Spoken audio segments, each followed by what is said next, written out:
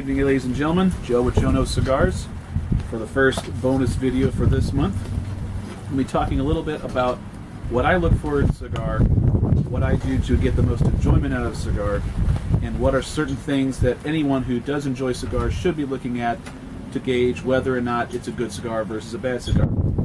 Now, cigars, very much like anything else that are products that are consumed, there's a lot of subjectivity involved. So it's going to be a matter of taste, and like many people have said, there's no accounting for taste. And while I agree with that, there are certain things I think you should be able to look for in a cigar to gauge whether or not the craftsmanship is really up to snuff. Is it up to a certain standard that I think should be held by cigar smokers? So I'm going to go through a list of things that I go through when I smoke a cigar to give them a rating and to give people a better understanding of how I go about judging a cigar. So without further ado, we'll go ahead and get started with rating and enjoying cigars.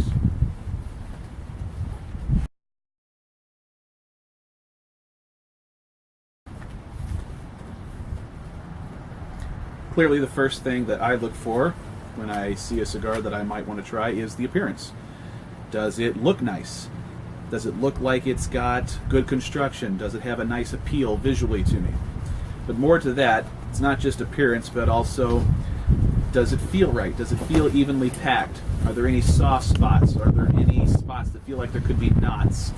Those are all telltale signs of whether or not a cigar is going to burn well and smoke well. Does the cigar wrapper have a nice oily sheen to it, or does it look more papery? Now, there are good cigars that fit both of those descriptions, but I will tell you this, on my own personal experience, a cigar that has a sheen to it looks to me like a cigar that would be more enjoyable than one that doesn't. Not to say that there are cigars that don't have a sheen that are still very, very good, but that's just a matter of preference on my part. I like the darker, oily looking wrappers, but that's just my palate, and that's something I look for. A lot of Connecticut cigars, for example, a lot of Connecticut wrapper cigars don't really have that sheen. They'll have a nice luster, though. They'll have a good color. There won't be any discoloration or weird spots on them. Another thing is, how tightly is the cigar wrapper? Is it got lots of veins or not very good looking seams? You know, are the seams nice and tight? Are they flush with the cigar? Has it been rolled properly? Those are all things that you want to look for. Another objective thing that cigar smokers should look for is the burn. And this is probably one of the most important objective factors you should be looking at. Does it burn well? This one's burning very nicely, as you can see, still pretty early on. So even burn is a very important thing. The reason it's important is if it starts burning down the one side or exhibits some sort of tunneling or canoeing, clearly it hasn't been rolled very well, or you're smoking it too fast and it's overheating and causing an uneven burn. So one thing you need to guard against is puffing on it too quickly or too strongly or too often. Otherwise you'll make the burn of the cigar too hot and it will throw the whole balance of the burn off. But if you are doing all of those things properly and it's still not burning correctly, then there's clearly something wrong in the actual rolling of the cigar that is less than ideal. And then one of the last objective factors you should be looking at is the draw. Does it draw nicely? I cannot stand cigars that have a super tight draw, and that can occur for two things. Either there's a knot in the cigar somewhere where there's a big stem in the filling or the filler, where it's not allowing the draw to be very easy, and it takes a long, drawn-out effort for you to get smoke. I find that kind of obnoxious. And also, if it is rolled too tightly, clearly it's going to be really difficult to draw as well. So those three things, good appearance, good burn, good draw, those are the three, I think, objective factors people should be looking at when judging and rating a cigar.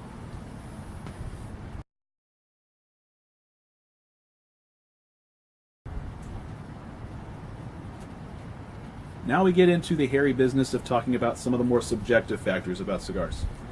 I really don't know what all goes into the thought process when Cigar Aficionado rates certain cigars. There have been a number of times when I've seen cigars listed that I like, but are rated 2 or 3 points higher than other cigars that I think are significantly better than the other one. Now, this is where it comes into there's no accounting for taste. I will say this. There are certain flavors that I definitely like more than others, but I can understand that that is still a matter of subjectivity, and clearly people who are judging cigars may prefer a more earthy sort of flavor profile as opposed to a sweeter or creamier sort of flavor profile, just to give you an example. So there's two areas I think that you actually get flavors. On the draw, where you're actually puffing the smoke, how the smoke tastes when you draw it from the cigar, and then also the finish, what your palate is left with after you blow the smoke out, and how long that finish is. Really, really great cigars have a nice long finish that change almost a little bit after you have blown the smoke out. They linger on your palate a little bit and change dynamic a little bit. It's a neat dynamic to enjoy, and truly great cigars will have a nice long finish. Another factor in regards to flavor is its complexity. There is something to be said about cigars that are so consistent they're kind of boring. You slide it up and it tastes like dry leaves and hay and sweet grass, and it never really changes after that. It's the same from the first light all the way down to the finish, and I find that to be a little lackluster. I think cigars should keep your interest from start to finish. After all, you're smoking these things usually for about an hour, if not much, much longer. And if you're just getting the same thing over and over again, it's not a lot to keep you interested. Now, there's a time and a place, I think, for cigars like that. I think I've mentioned in previous cigar reviews where he had a cigar similar to what I was talking about, where there wasn't a whole lot of flavor complexity, but the flavors were nice. They weren't bad flavors, and the draw and the smoke output were good. So it didn't make it a bad cigar, it just didn't make it a great cigar. So those are all things that you need to be aware of. And clearly, if you're going to be doing something like mowing the lawn or raking leaves or grilling where flavor dynamic isn't really that important, you just want to have a nice smoke while you do whatever it is that you're doing, then maybe that's the right cigar for that. I personally would never smoke a 1926 Padron, for example, while I was, weeding the garden or anything like that. I feel like I'd be kind of wasting it on that sort of activity because I wouldn't be able to give it the attention I think it deserves and warrants. You'll notice a lot of cigar reviewers talk about the aroma, and I think aroma is important. It's another level of complexity. If a cigar tastes really good but just doesn't smell very good, my wife would probably argue that no cigar smells good, and I completely understand what she's talking about, but for us who enjoy cigars, there are other cigars that smell really great and others that just kind of ho-hum, and some that just don't smell very good at all. I think that is a very important part. The foot smoke aroma is a very important part of the flavor complexity and the flavor dynamic. Also, pre-light aroma. This kind of goes back into the appearance sort of category. The aroma that you get from the pre-light cigar is kind of something I check out when I first pick out a cigar. Does it look good? Does it smell nice? That is kind of ties into the whole appearance category. So these are all important factors, and the big reason that I try to get pre-light aroma before I light a cigar is kind of to get my senses primed, get them in gear to what I'm about to enjoy, so that my senses aren't just, kicked in the teeth when you just puff on a cigar. If you kind of warm your senses up a little bit, it really is a little bit more enjoyable. Lastly, there's smoke texture and smoke temperature. You don't want the smoke temperature to be too hot. It'll start burning your tongue, gives you a horrible burning sensation in the back of your throat. It's really hard to retrohale smoke that's too hot, and it kind of keeps your palate from picking up the flavors if the smoke is too hot.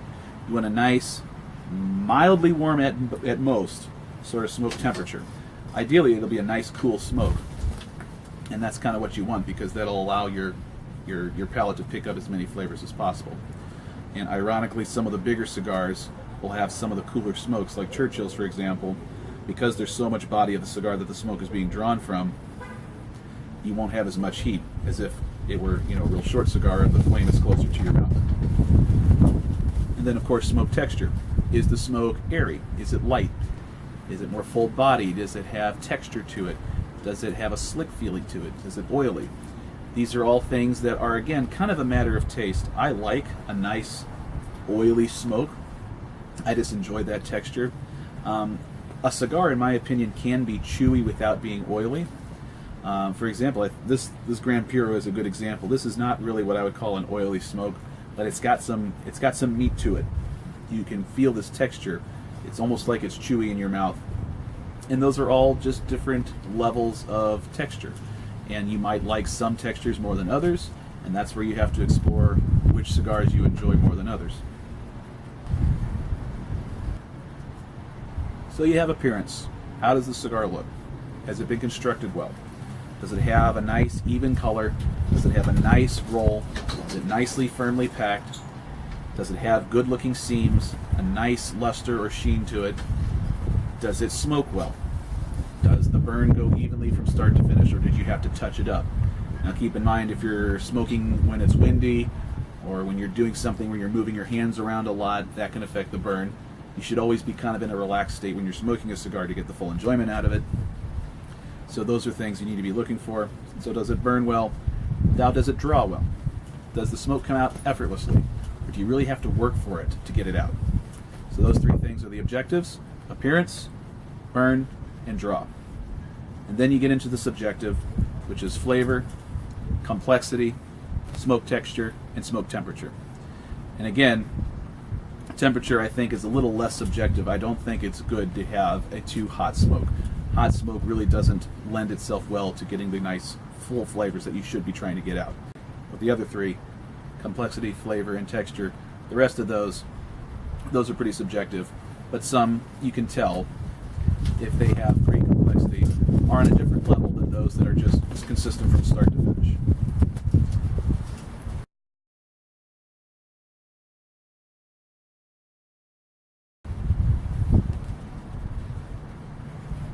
Cigars are all about relaxation and enjoyment.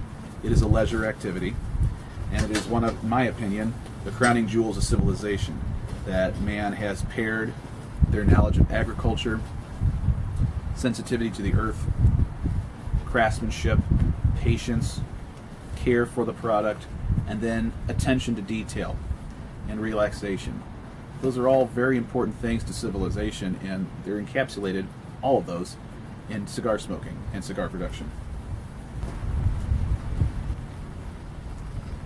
What I love about cigars is the ability it gives you to be relaxed, to be contemplative, to practice mindfulness, to practice stillness. You know, cigars don't typically go along with cigarettes for the simple reason is that cigarettes are typically a stress coping mechanism. That's very different from being a relaxation activity.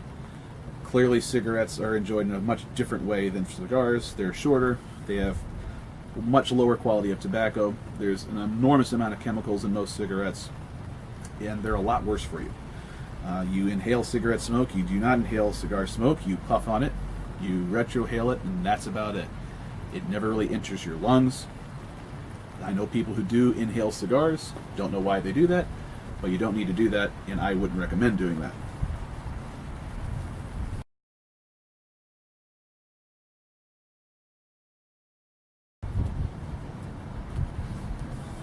When talking about different flavors in cigars, keep in mind it takes a pretty long time for you to develop your palate enough to detect different flavors in cigars.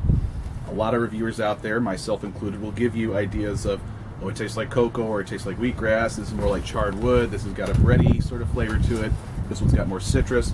And I'm sure a lot of you are left scratching your head thinking, well, what the hell is he talking about? This just tastes like tobacco to me.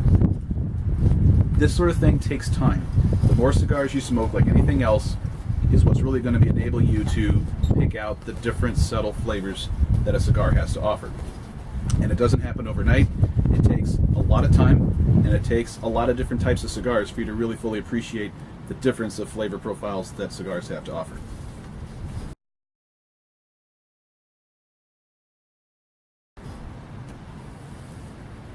A word on retrohaling. Retrohaling is a must if you're going to enjoy the full potential of any cigar.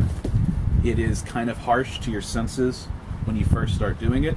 I remember the first time I tried retrohaling, it almost killed me, but I was kind of doing it wrong. I was trying to blow the entire draw of smoke out through my nose. You don't have to do that. Really, just blowing out maybe a third of the smoke that you draw in would be sufficient. It's really just to get some smoke into your nasal cavities to get the olfactory senses going, because as we all know, taste is very much dependent upon your smell. And if you don't get the senses of your nose and your olfactory senses going, you're going to miss out on so many flavors. You'll get kind of the bare minimum. But then as soon as you start retrohaling, you start to realize, well, there is a lot more depth to this cigar than I noticed the first time I tried it. So what does retrohale entail? Retrohale, like many other people have posted videos on, you can do it either the first release of smoke goes through your nose and the rest comes out of your mouth, or you can do a little bit out your mouth, the rest out your nose. I usually do a little bit out my nose first, and then the rest comes out my mouth. You'll notice so much more depth. You must try doing this, and the more you do it, honestly, the easier you'll get, and you won't notice that burning that's so horrible when you first start doing it. And there are certain cigars that I don't retrohale as much. A lot of the real spicy Nicaraguan tobaccos, for example, I don't retrohale a whole lot. I'll do maybe 2 or 3 retrohales for the entire cigar. Or other cigars, if they're a little bit more gentle, I'll retrohale it once every 3 or 4 puffs, just because it's so nice. So don't miss out. Don't sell yourself short. Start retrohaling. It'll make a huge difference. So what cigars should you smoke? Clearly good ones, but you'll only find out which cigars you like more than others by smoking a wide variety. And that takes time, it takes patience, and it takes a lot of attention to detail. And you have to know yourself, you have to know what you like, and the more cigars you smoke, the more honed your palate's going to get. You might start off liking certain cigars from a certain level of flavor complexity or flavor dynamic. I, for one, started off almost immediately liking the medium cigars the best. I have brothers who prefer the mild cigars, even to this day. After smoking cigars for many years now, they still prefer the mild cigars, and that's fine. They prefer those flavor dynamics more than to the full flavored cigars. I have definitely developed into favoring more of the full-flavored, full-bodied cigars, most usually. But from time to time, I still like a nice mild to medium, and medium cigars. I have an appreciation for all of them, and they all have a time and a place. Late morning, early afternoon is great for mild cigars. Afternoons are great for mediums or fulls. And of course, evening with a nice hard drink like a bourbon or a scotch are wonderful with a nice full-bodied, robust cigar. Now, these are all opinions of mine, and that's something that I've come and developed the longer I've smoked cigars.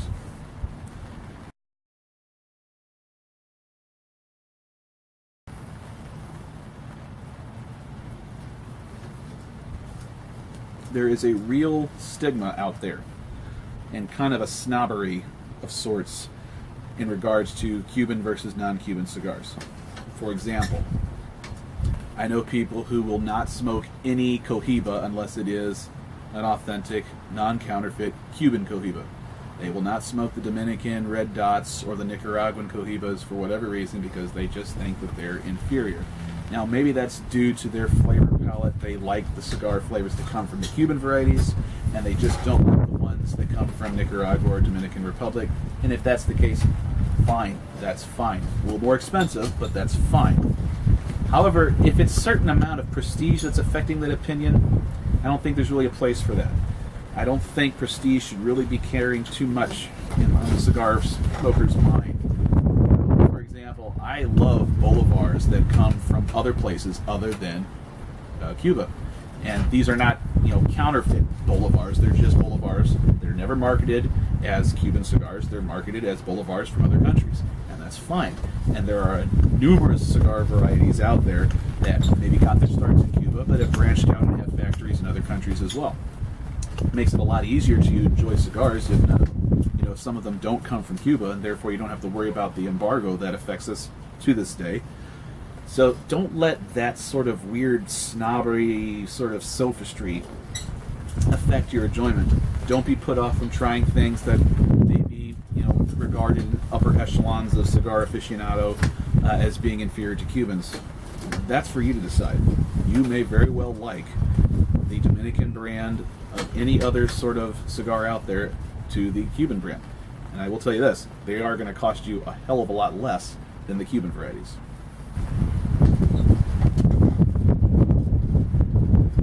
Thank you very much for joining me on this bonus video for Jonose Cigars. As always, please like and subscribe. Tell everyone you know about the Jonose Cigar channel. And until next time, everybody, smoke a good one.